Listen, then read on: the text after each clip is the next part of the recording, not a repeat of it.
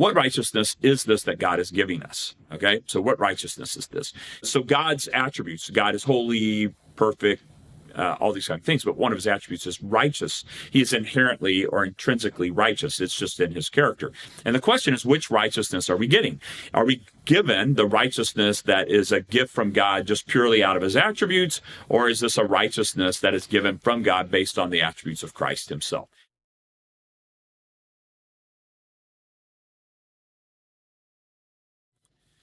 For our question for today, this is a question that delves into the issue of justification by faith.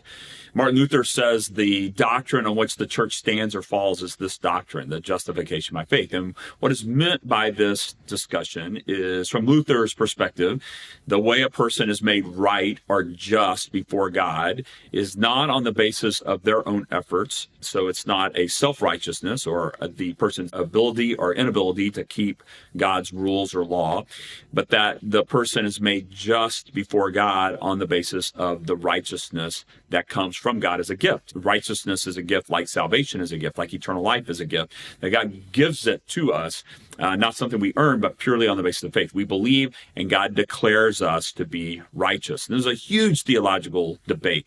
In Luther's day, the predominant Roman Catholic view is this idea of infused righteousness. So Roman Catholics taught infused righteousness, which meant that God's righteousness was infused with an individual's righteousness together to make the person righteous before God. And the way this is done is that, yes, God is righteous, and on the basis of faith in him, we are righteous also, but it's a faith that also is connected to particular sacraments within the Roman Catholic Church. There's 7 of them within the Roman Catholic Church. Ones we're very familiar with would be things like infant baptism, confirmation, the Mass, things like that. And so it would be the faithfulness of God, his righteousness, but then the faithfulness of the individual participating in that, God would then merge their faithfulness with his faithfulness and make them righteous. So it's kind of a synergistic type thing, that the individual plus God working together to make this person righteous. It still took God's work, but an individual had to participate in that righteousness. Martin Luther came along and said, no, salvation is by faith alone, and that the moment a person believes, all of the righteousness that we have has nothing to do with any sacraments we go through, baptism, Lord's Supper, any of those kinds of things, but purely on the basis of a gift from God, that God imputes this righteousness. It's a forensic righteousness is what Luther described it as. Forensic, we know the word forensic because you might watch a police show and they'll go down and they'll check the forensic evidence. Forensic evidence meaning usually having to do with things like physical evidence, medical examiner, fingerprints, or things like that. Forensics has to do with legal matters.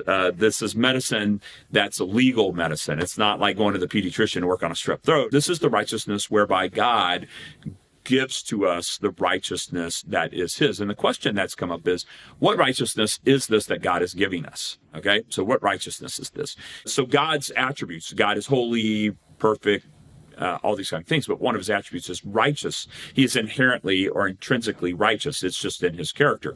And so if we say that just like God is holy, he's also righteous, that's the righteousness that God gives us. Others argue that the righteousness that God gives us is the righteousness that is the righteousness of Jesus, whereby Jesus lived a perfect life, and therefore God grants to the believer in Jesus Christ the righteousness of Jesus Christ.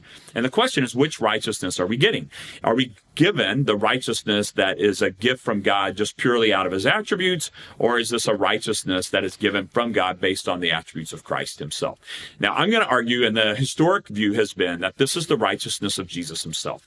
There are several texts we could go to support this, but I want to talk about it more broadly first. The broader issue is this. The other things God gives us is that God gives us eternal life. Well, this eternal life is not just that God triunely lives, but that eternal life is specifically the life of the resurrected Jesus Christ. In other words, what God imputes to us in the issue of life is the life of Jesus. It's his death and resurrection. We're really explicitly told us. Romans chapter 5, very last verse, we are, by his death, we are forgiven. By his life, we are justified. Like the resurrection of Jesus Christ is the means by which salvation comes. Romans 10:9, that if you confess with your mouth Jesus Lord and believe in your heart that God raised him from the dead, you shall be saved. So it is in the actual life, death, and resurrection of Jesus that eternal life is granted or given to us.